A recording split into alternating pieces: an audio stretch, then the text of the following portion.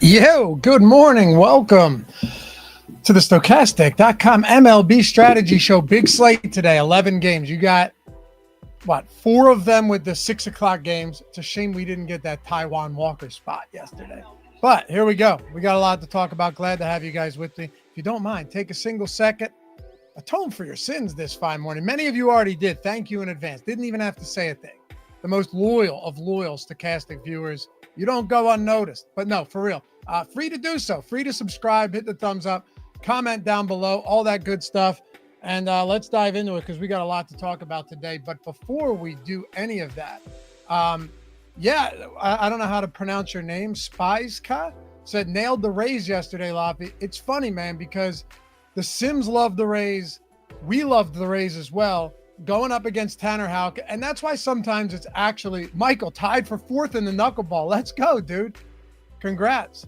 That is why, without question, it's fun to do a little bit deeper analysis sometimes, especially earlier in the season, right? Like, I know I can be scattered, and feel free. Tell me, in the comments, be like, Laffy, get back on track. You're straying. It's a fault of mine. I'm fully aware of it, right? I'm a talker. But sometimes it helps to bounce around and see what's going on underneath the hood with these pitchers. And yesterday with Tanner Houck, I'd say we were right there, and so were the Sims. I pulled the post-contest sim up to get started before we can do this each day just to get a look. Pulled it up in the knuckleball, the 250K knuckleball, and no surprise here. Oh, by the way, Clay Holmes, a guy we talked about getting to a lot. I actually bet 7+ Ks at plus 310, and he got there through 3 1/3 inning.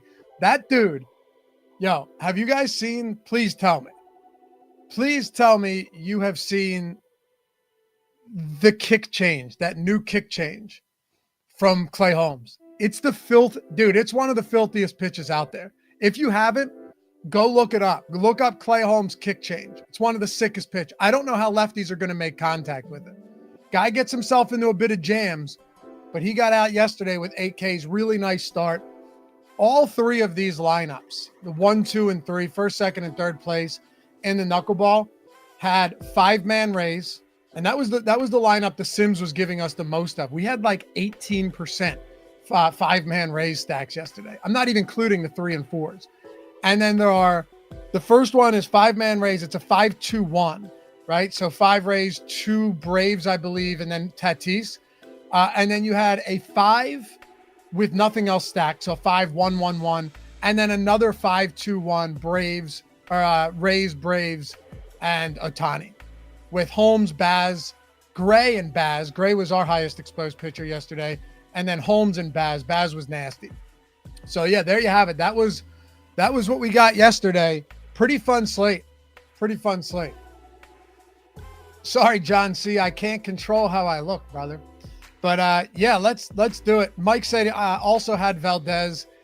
I'm telling you, Mike, Valdez is the type of guy that can go out there and throw a gem or get lit up. We said this yesterday on the stream. When Valdez gets lit up, there's no course correcting. There's no plan B, right? There is nothing. Like, there's no recourse. If he's getting blown up, it's over. And I don't think he got out of the 5th inning. So yeah. Alfred, I hit my Rays stack and didn't cash. I'm horrible at this. No, baseball's just really tough, man. It's a tough sport, but we're going to get into it again today. I figured since we could keep this one a little bit more structured. I'm learning as we go. Like I said, always hit me up over on Twitter. Hit me with some comments. Any feedback appreciated. We'll go pitchers, then we can go hitters and look at some stacks here.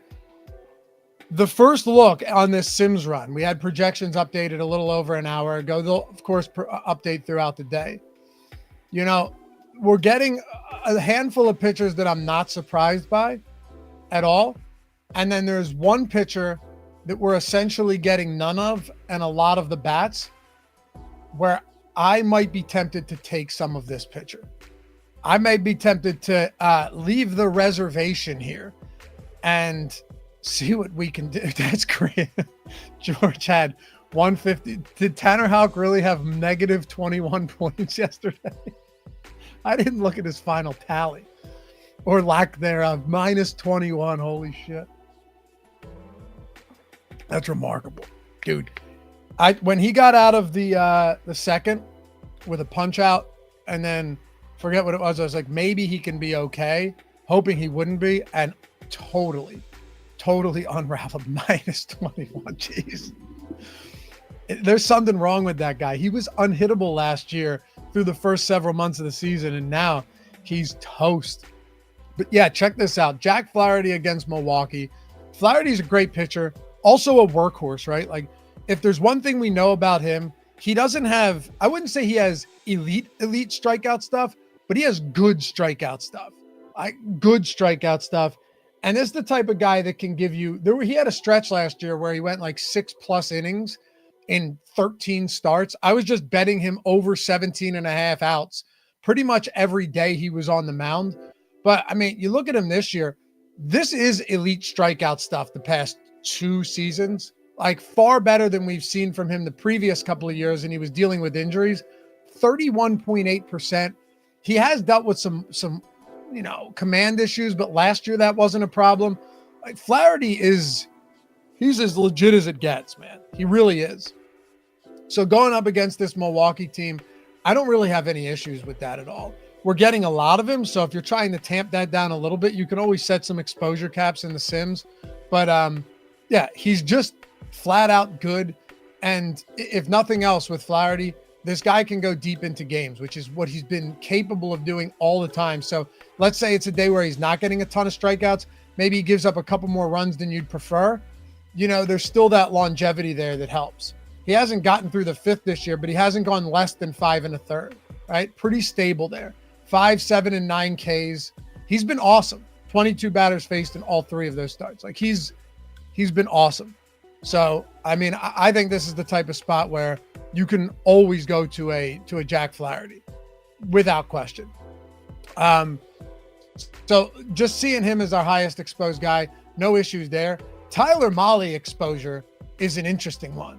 I mean, that is a very interesting one. I know LA's gotten off to an interesting start this year.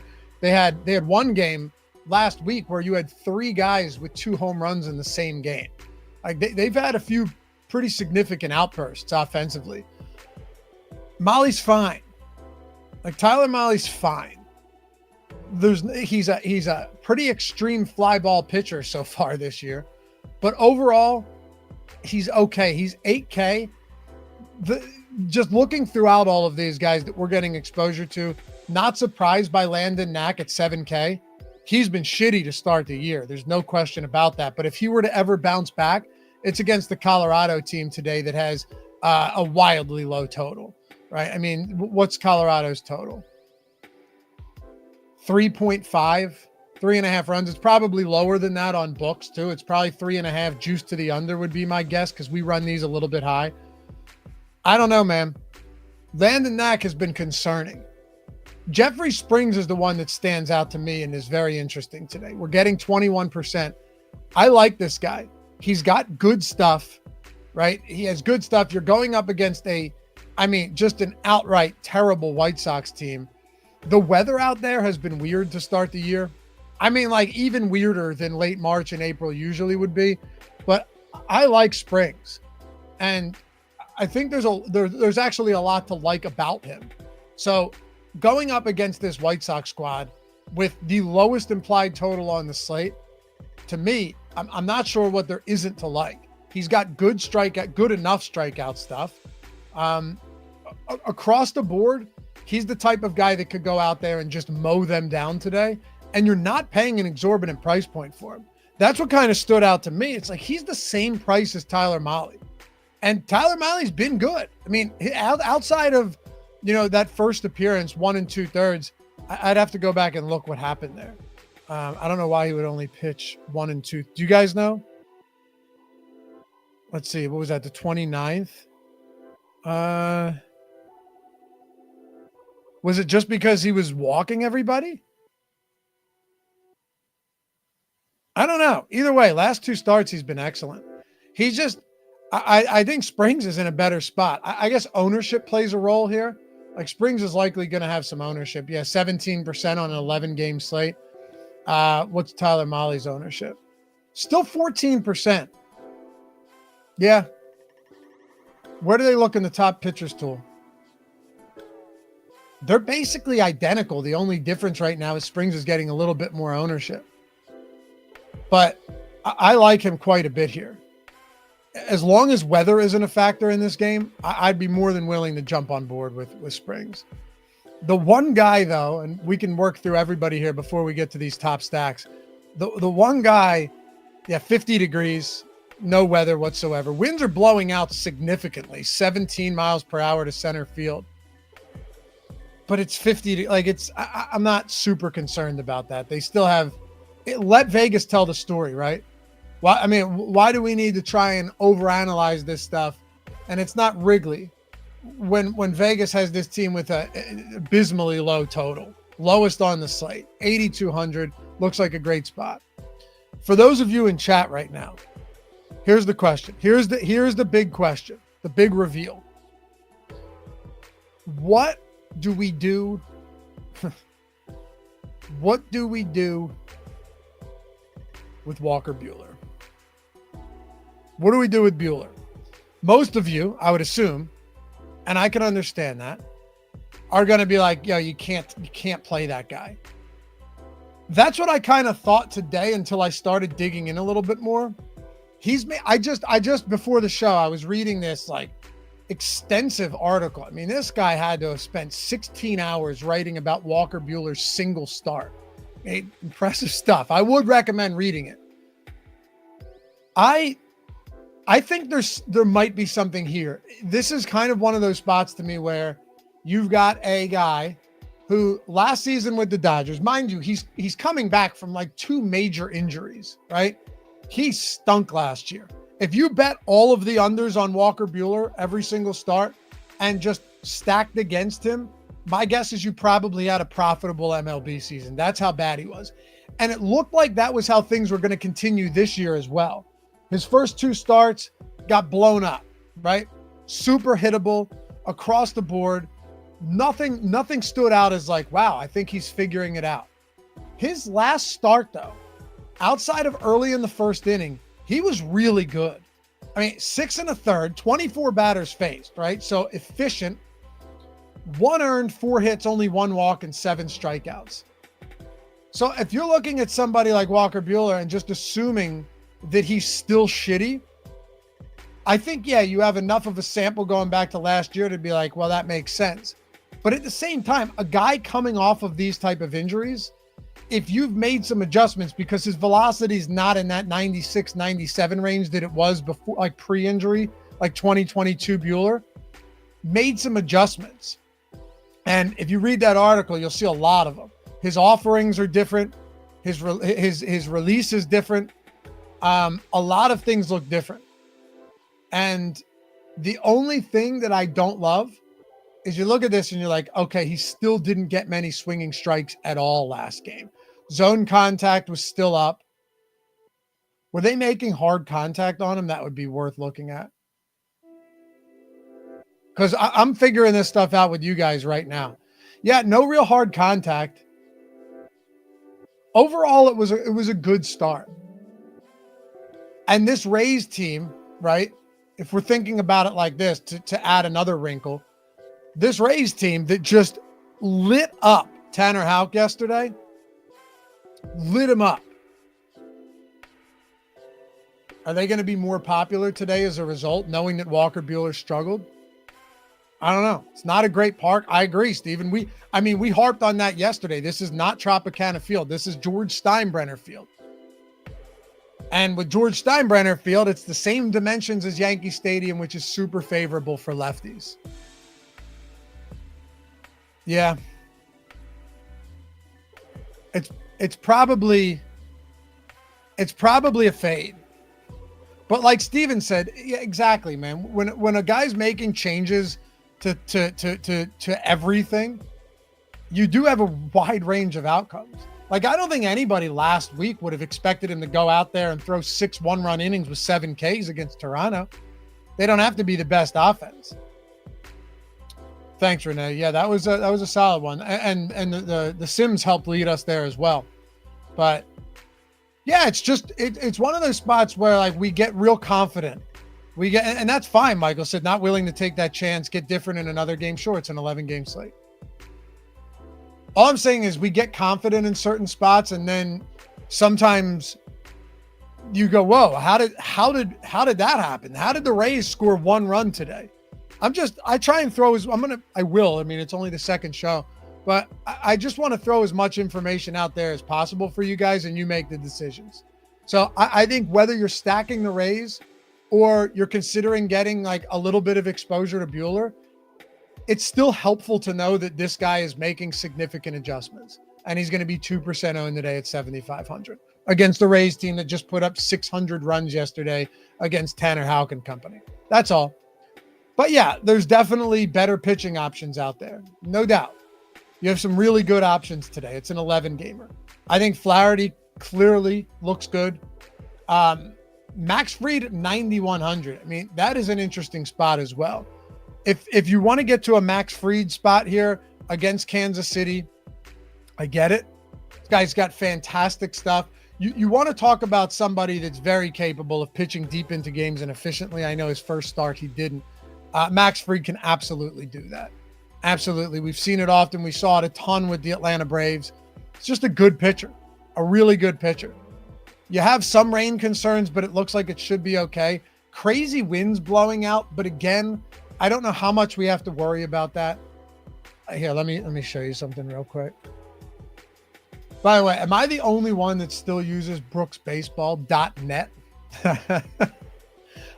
I was thinking about this today because I still love this for, pitch movement, for velocity and all of that stuff, outcomes. But I mean, you talk about a dated site that still has great information. It's a .net. I got to be the only one out there that's still using Brooks Baseball. But no, with Fried, no problem getting to a pretty extreme ground ball pitcher like him. No issues there at all. He's an elite pitcher. So you've got two of them in Flaherty and Max Fried today. Then you get into this 8K range. I'll include Yusei Kikuchi. He has not looked right. He looked great in spring training, and then he has not looked right. But you've got Molly Springs and Kikuchi. If you want to add Pepio in there, I actually think this could be a sneaky spot. Were we getting any of him in the Sims? Yeah, 20%.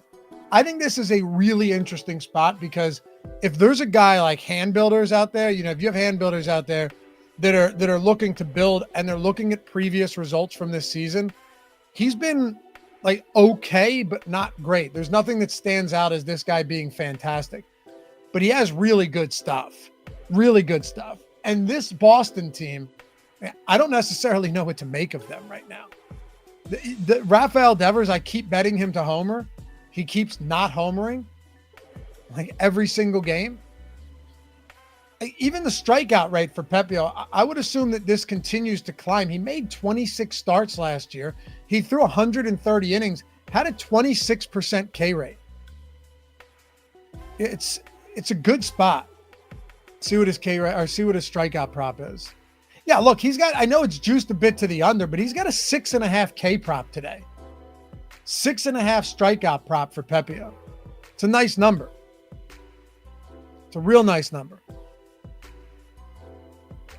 Michael, Red Sox lefties in this ballpark, living dangerously, Laffy. Yeah, I understand that, but sometimes I'm going to let other things guide me outside of just sheer intuition. I mean, Shane Baz went 6 one-run innings. He's not left-handed. With 11 strikeouts yesterday and was in the winning knuckleball lineup for 50K.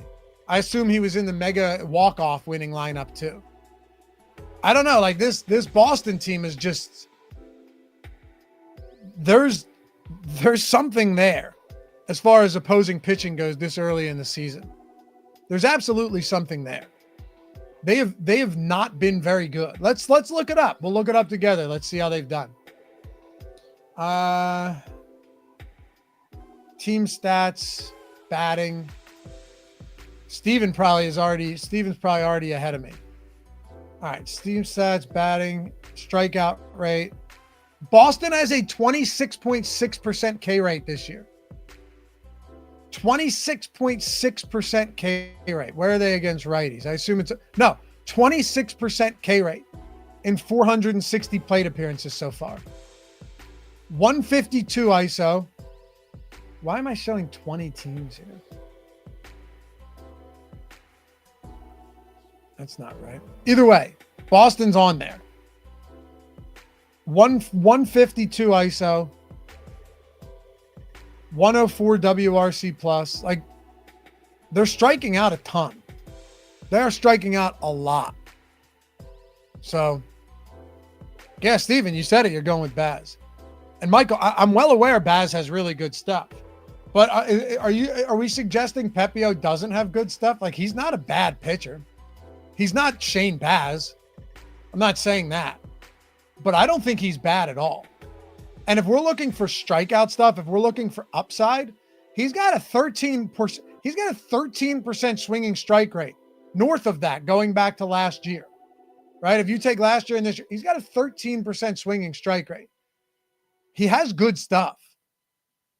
And he's not expensive. That's the thing. Like, if you're only paying $7,400 for him in this spot, got a 6.5K prop today, I think it's a perfectly reasonable spot to get to. I don't think Boston's a bad stack either. And this isn't me fence riding. I mean, this is baseball. Like, there are going to be spots where you could make a pretty good argument for both of these, for both the pitcher and the hitter. Or sorry, pitcher and the stack. I don't think that's crazy at all that you could make.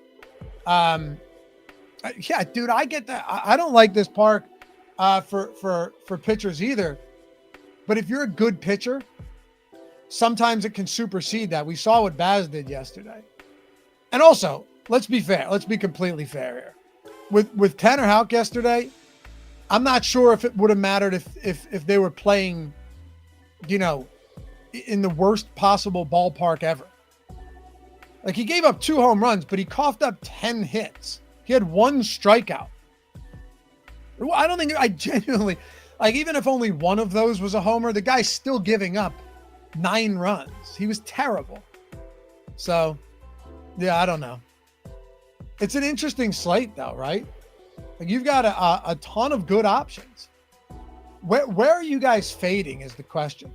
Because I think there are some spots that you could look at that just don't look good at all on guys that are getting some ownership. Like Spencer Schwellenbach. This is difficult. And it's not like he's getting a lot of ownership. He is a good pitcher, no question. Not a bad matchup whatsoever. I mean, Grant Holmes went out there and mowed this team down yesterday. He had like 62 pitches through 6 innings. But you're paying 10-5 there. Shit, as much as I love somebody like Hunter Brown, I've been on Hunter Brown ever since he was struggling early last year and left for dead. Kept going back to this guy. You guys remember, Josh and I would play him every day at like 7K. All the time. Until now he's 10K. But that is a tough ask when you're talking about price points on other guys that look really good.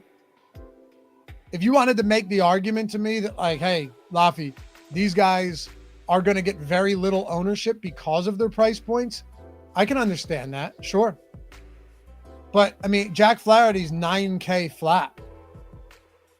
Some of these guys, Jeffrey Springs, I think, is in a really good spot. He's 8,200. Pepio, 7,400. Once you get below that, it gets ugly. You're probably not going Randy Vasquez here. Sean Burke. Logan Allen. Charlie Morton. I mean, he's got to be washed at this rate. He might have a few games with some some solid strikeout numbers, but it seems pretty bad. Anthony, Josh is doing NBA. We didn't have an MLB strategy show, so I said, let's do a strategy show. Even if I have to go solo, I'll do a strategy show till NBA starts winding down, and then Josh will jump on with me. But better than not having anything. I love looking at this stuff in the morning. And yeah, Michael, I agree. I think Morton's toast. Quality career, but I don't know how much is left there. Are you guys looking at any cheap options here that stand out? Because a lot of times I think you can find a decent play. I'm all about getting to these volatile guys with strikeout stuff. But none of these guys really have quality strikeout stuff is the problem. look below the 7K range, right? Hopefully you can see this if you just blow the screen up a little bit, or if you already have the tools, you know, do it that way. But I don't see anybody here. Like Eric Fede. Houston's had a strange start to the year, but Bailey Ober here against a good Mets squad, Quinn Priester, Charlie Morton, Logan Allen in Baltimore. It's just, I was thinking the same thing, Steven. If you were going to look at one guy, maybe Priester, if you're getting super low ownership on him.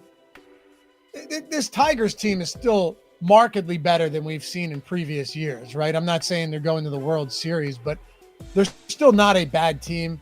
19% K rate. Look at like a 5.7 xERA, 3.5 xFIP though. His numbers are kind of all over the place. A lot of ground balls is encouraging, right? Typically these super high ground ball pitchers are not going to have great strikeout rates.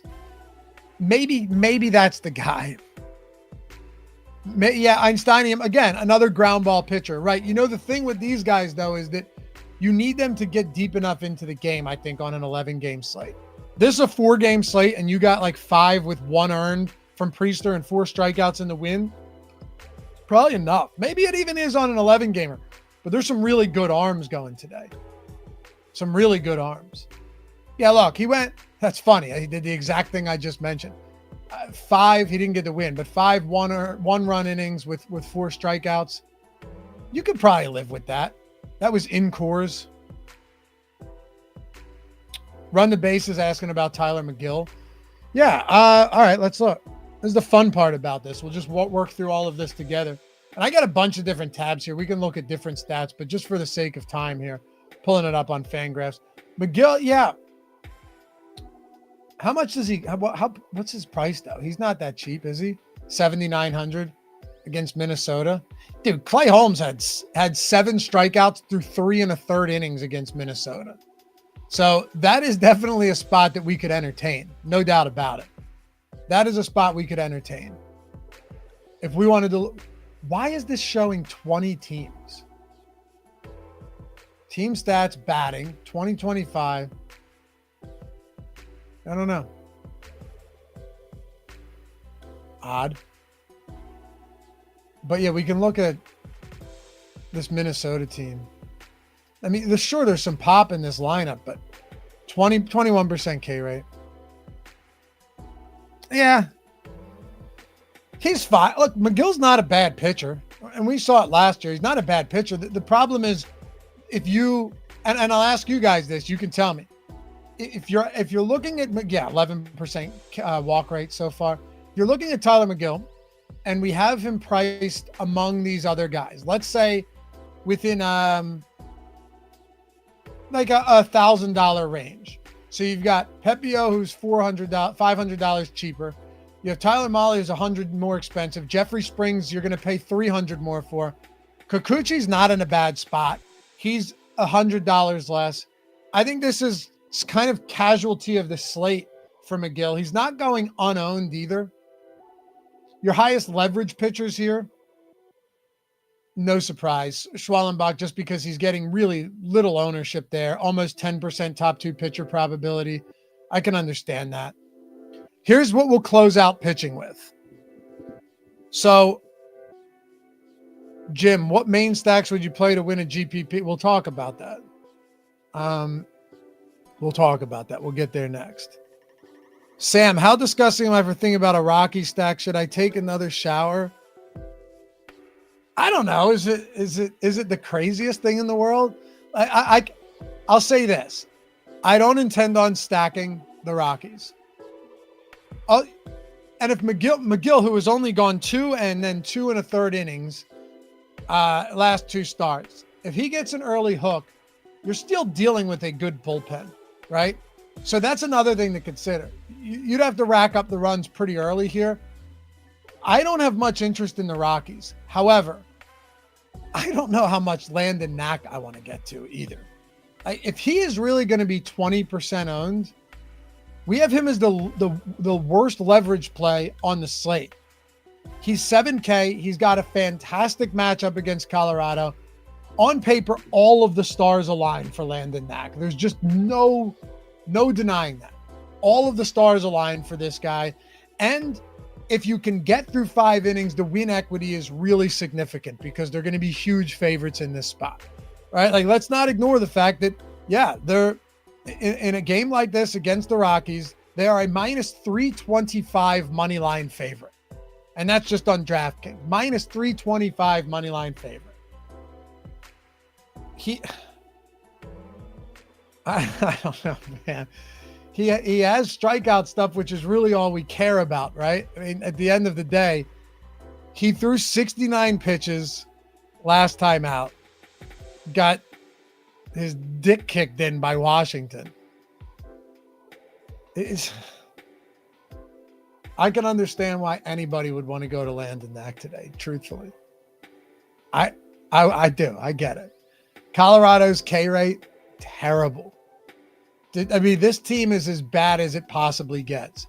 30.1% K rate against righties, a 112 ISO, 269 WOBA, and a 59 WRC plus. Fuck it. We're going Landon Knack. I don't know if I can get away from this. Now I understand why the Sims are feeding us 34%. I've seen the light. Yeah, I've seen the light. Anthony, but Knack is bad. Yeah, all right. So let's ask ourselves the age-old question. If Knack is bad, what are the Rockies? If Knack's bad, what are the Rockies? Is there a word that's in the English language that could describe the Colorado Rockies if Landon Knack is bad? Grim death. Yeah, maybe S&P. I don't know. They're bad. I mean, this team is real bad. You're talking about that White Sox team last year, how bad they were. This Rockies team might be worse than that White Sox team. Anyone know off the top of their head what the White Sox or what the Rockies record is this year?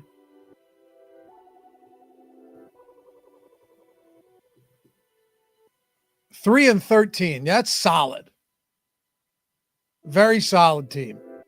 White Sox 4-11. See, I think this is the worst team in baseball.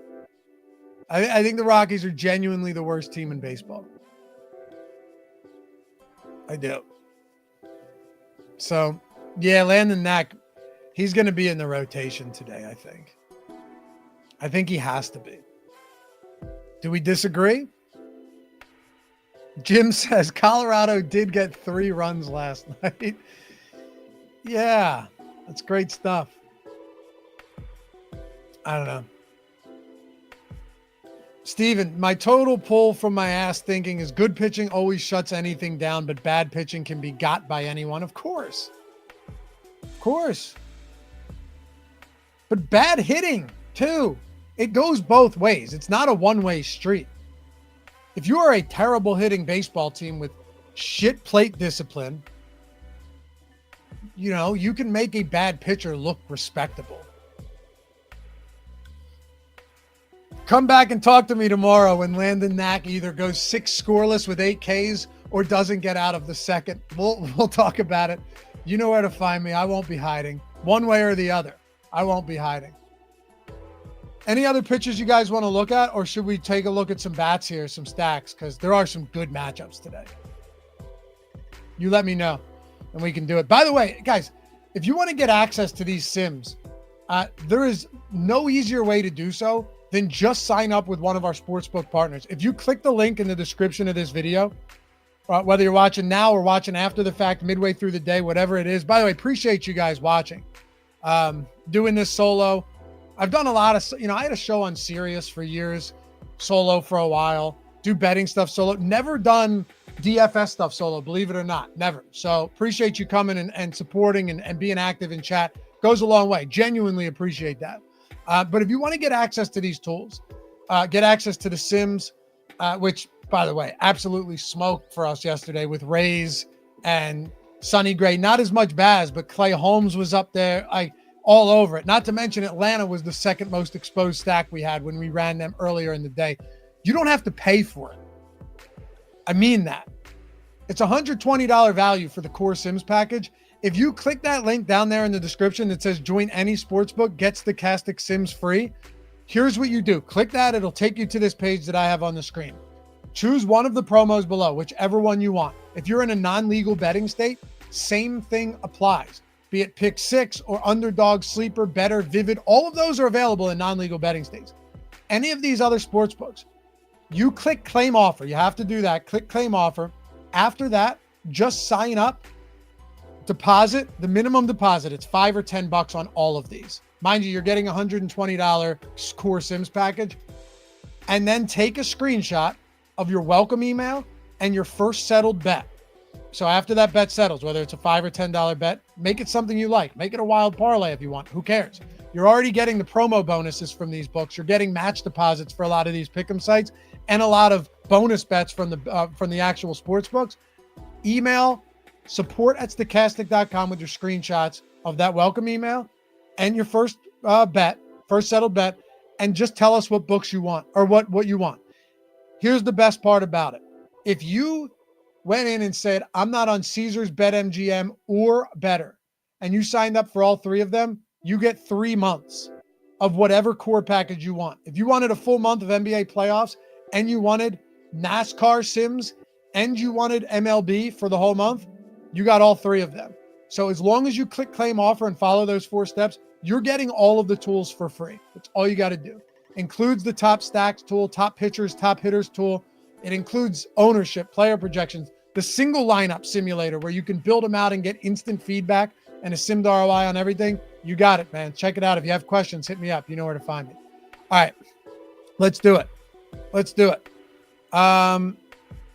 get into some pitcher or hitters here. Get into some stacks. I think we covered mostly everything, right? S&P, love the approach to the show. Mirrors my own prep process, so it's nice from a confirmation bias standpoint. Thanks, man. I intentionally, S&P, went into this without doing a lot of research before the show, because why not like us just go through all of it together and see if there's any outliers, see if there's anything that stands out on some of these pitchers that might tip the hand. That's like with Tanner Houck yesterday, right? You look at some of those underlying metrics and go, whoa, this dude does not look good right now. And turns out that he's not good right now. Stephen Laffa, your breakfast just showed up on my Twitter feed. Brother, that is a good breakfast. 3 scrambled eggs with some 93% lean beef, onions, peppers, some cooked spinach. It's healthier when it's cooked. And some hot sauce. You don't even need cheese or anything on there. Try it. You'll thank me later. It's awesome. It looks like a big bowl of slop, but by God, it's delicious. All right. Let's get into some top stacks here and see what we can do. No surprise, Dodgers against Feltner. The only problem here is that they are super expensive. They're very expensive. The Yankees against Michael Wacha, very expensive. These are the 2 lowest value percentage teams on the slate, along with Milwaukee against Flaherty, but I don't think we have to worry too much about that. If you wanted to play these Dodgers bats, and I can show you guys something very cool if you're ever interested, like if you're using the top stacks tool in connection with the Sims, I think the coolest way to do this is go, all right, first let's see what our stack exposure is. See if we have any Dodgers. We have a little bit of Dodgers, mostly 3-mans, not surprising, very little 5-mans. Go into lineups, right? And like I said, get these tools for free. Just use that link. Sign up with any of our partners. Go into right here. See this filter right here on lineups, and then filter by, hold on a second. It should be team. I usually do this with other sports. Can we filter it by team? We should be able to, right? Just go LAD. Oh, wait, no, we'll do it by stack type. I'm sorry. It's been a while since I've done these shows. We'll filter by stack type. That'll work. And then what we can do is we can see what, if you're building Dodgers lineups, what do they look like? That's important. I want to see, like, all right, if I'm building these Dodgers lineups, are they worthwhile? So here you go. Dodgers Atlanta is Jeffrey Springs and Landon Knack. I would say absolutely. You've got a Freddie Freeman, Ozzie Albies, Max Muncy, Mookie Betts, Shohei Ohtani, Michael Harris, and Jared Kelenic line, and Drake Ball. I would say that is absolutely a viable team right there, and much better than I thought. Ram 33, Feltner may actually be a good pitcher. I'll tell you what, I thought the same thing. I think the same thing, that he might actually be a decent pitcher. With that in mind, I'm still okay getting the Dodgers bats today. Are the Vegas, are odds and implied totals always correct? No, absolutely not. If there is a pitcher out there who is better than, consensus, and he's made tweaks that haven't yet been noticed, you can for sure get some really good betting opportunities here. What I will say is I think the Dodgers still look like a decent spot because I don't think they're going to be exorbitantly owned. Like, you're talking 10% ownership, but it's going to be in the highest owned team, but also some weird builds mixed in there. Higher owned than I thought, if we're being honest. So maybe you're right. Maybe you're right, Ram. Maybe the play is to just not play Dodger stacks, or at least be underweight on them. But boy, that Springs Knack lineup looks really good. And then you've got a 5-2 Kansas City Dodgers, 4-3, 3-3. Here's a Baltimore 3-3. So you're going to have a lot of that. And then the pitching, you're just, look, Tyler Mahle, Pepio, Mahle Knack, Kikuchi, Pepio, Mahle, Bailey, Ober, Springs, Landon Knack. So those are the pitcher pairings you're going to get. Maybe, and it's funny because the Sims aren't going to give you lineups that are contrarian, but bad contrarian. So it's saying here's what you should know. If you are playing these Dodger stacks, these appear to be the best builds with essentially two of these mid-range, low mid-range pitching options. And also not a lot of 5-man Boston stacks, specifically a lot of threes. All of that looks pretty good to me, honestly. That looks nice. We can go back here and take a look at some of these other stacks too. Baltimore against the left-hander, Logan Allen. Atlanta against Gausman. I never know what to make. I never know what to make with Kevin Gausman. This is the type of guy that sometimes he will go out there and strike out 11. Dead serious. And then other times he will get buried. Oh, surprise. Huge surprise here. At Boston last start out, 8 innings, no earned with 10 strikeouts.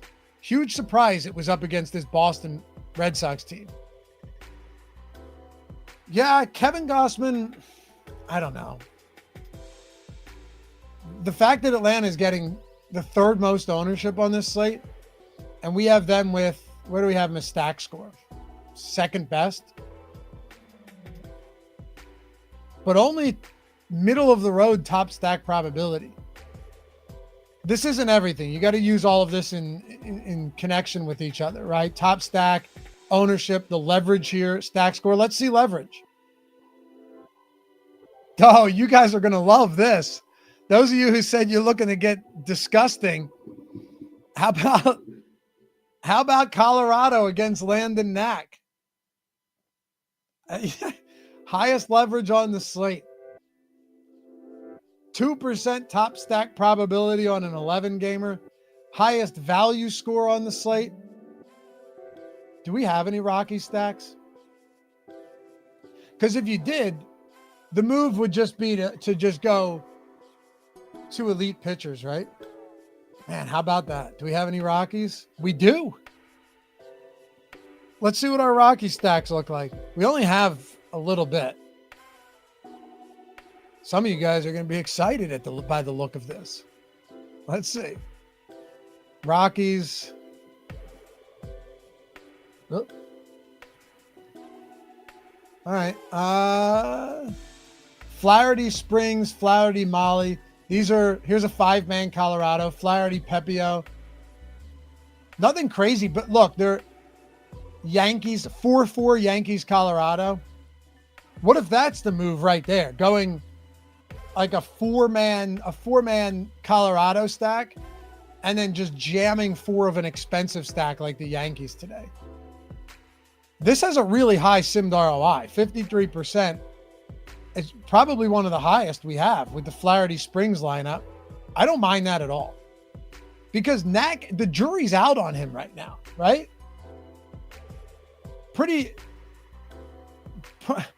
I don't know. A pretty ambiguous start to the season for this guy. Yeah, look, this Colorado lineup is the 6th, 7th best lineup we have as far as simmed ROI goes.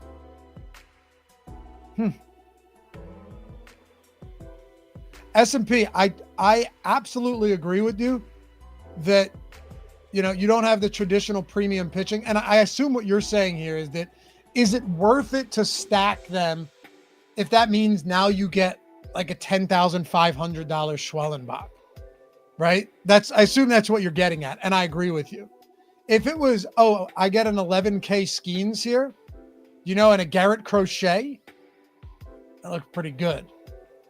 But there is the idea too that you could, like, I'll tell you what, I think a Flaherty Springs pairing is awesome on DraftKings if you're getting a 4-man Yankee stack. If going cheap with a 3 or 4-man Colorado, I don't think that's crazy. Rip and sip. I did one yesterday, actually.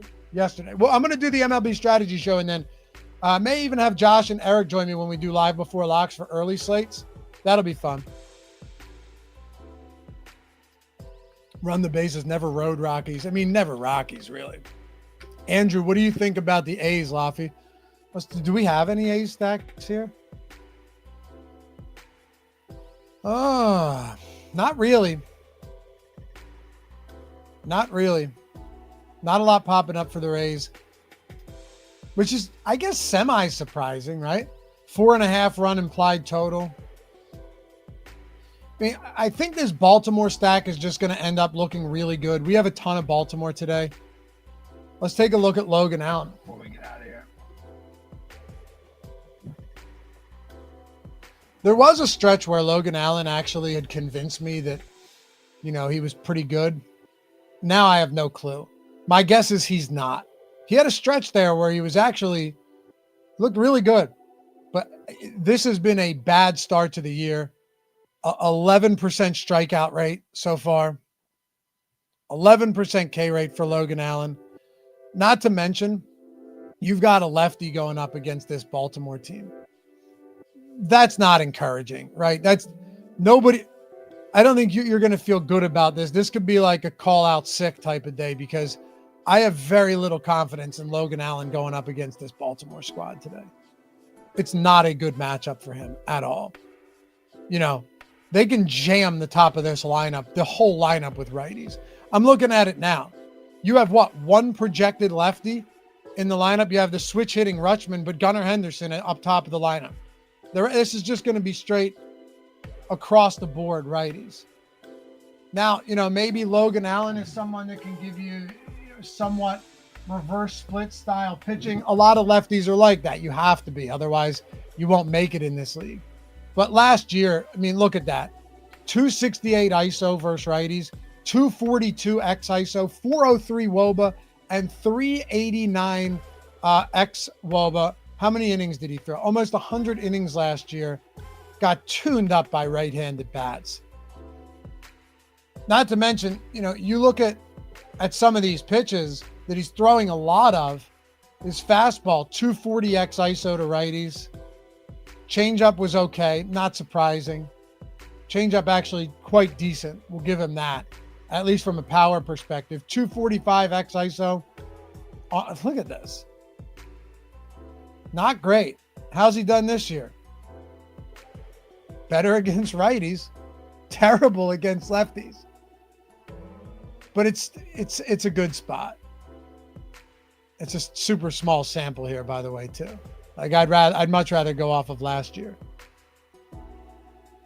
So what is our highest exposed stack right now? Baltimore. Yep. Baltimore, then Tampa. These are our highest exposed 5-man stacks. Then Atlanta against Gossman. That's the one spot I don't know how I feel about. Maybe it changes throughout the day. You've got Cleveland as well against Morton. Should we just be looking to pepper Charlie Morton at this point? I don't think that's the craziest idea. That maybe Charlie Morton is just the type of guy that is going to continuously, see more age erosion as the season goes on. I think it's very possible that that's the case. He's 41 years old. What's his velocity look like? This is why baseball's fun. You go underneath the hood, you start digging in. I know some people would just rather have like lineups given to them and stuff, but that's, in my opinion, it just makes for a shitty show. Like you can go anywhere for that. You can get the tools for free, which is what you should do, and do it that way. Where's he sitting on the fastball? Charlie still got it, huh? 94. How about that? Let's see. What's he getting hit on the most? So you're talking 33% fat four-seamer. He's a lot of four-seam curveball, bit of the slider and sinker mixed in. All right, so let's see ISO against these pitches. My guess is his curve is getting pummeled. Sinker. Fastball's been okay. Still think you can look to Charlie Morton here. Those numbers, by the way, aren't as bad as I would have thought. His velocity actually looks better than I'd think. Yeah. S&P saying the same thing. Yeah, this guy's 41. He's still sitting 94 on his fastball. Usually one of the first things you see start to drop and start to dip is your velocity, right? Especially when you've been a guy who throughout your career is able to sit in that mid-90s range like he does, right? Like 95 here, 95 in 2023, still sitting 94 on the four-seamer. I'll never espouse to be like the foremost baseball expert when it comes to digesting these stats, but that doesn't look as bad as I would have initially suspected. The Braves are hitting well right now. They're clearly bouncing back. I have a World Series ticket on them that I got 2 weeks ago. But, yeah, this is one of those weirder spots, I think. Any other good spots? I mean, Tampa, like you guys said, if you wanted to get to Tampa, Chicago against Vasquez. And I'll just keep running the sim throughout the day, seeing as these are updated. I'm a little gun shy on this Atlanta team, though. Genuinely am. I don't mind the Cleveland one-offs, though, because I think Morton, this is still a guy that would not surprise me at all if he starts coughing up power, right? I just don't know if it's going to come in bunches. Interesting. Yeah. That's pretty crazy.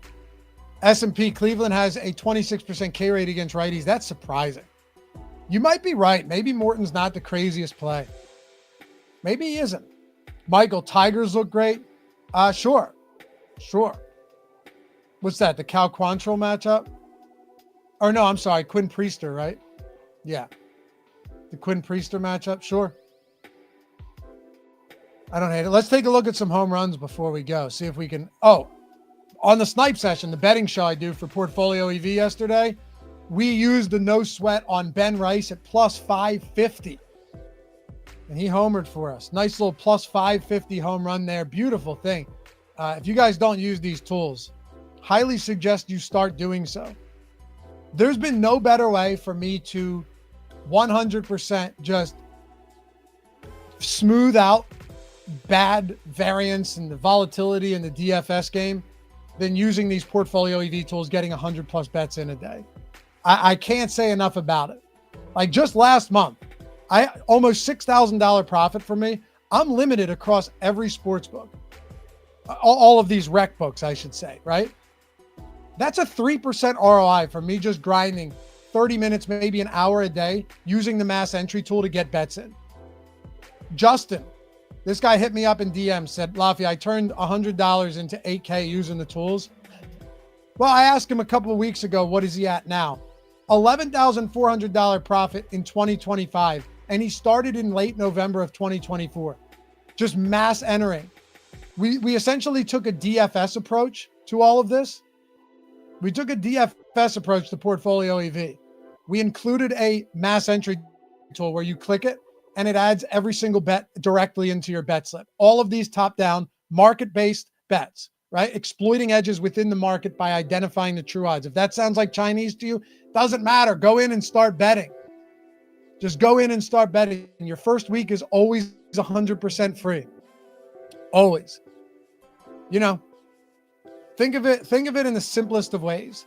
We know that baseball specifically, for me, football, I can have a great week and then 2 terrible weeks and still have profitable overall weeks because of these tools. It's been a huge difference maker for me.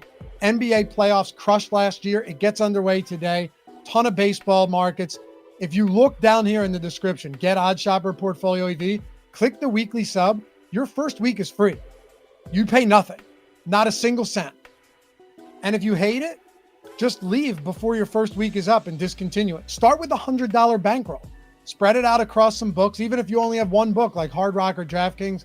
Just an amazing, amazing complementary tool and like a sidekick to your DFS play that is going to help you minimize those crazy stretches. So use that link, jump in the Portfolio EV tool, and start making money. Your first week is always 100% free if you're a new user. All right, home run props before we go. Who are your guys' home run props before we get out of here? Give me one.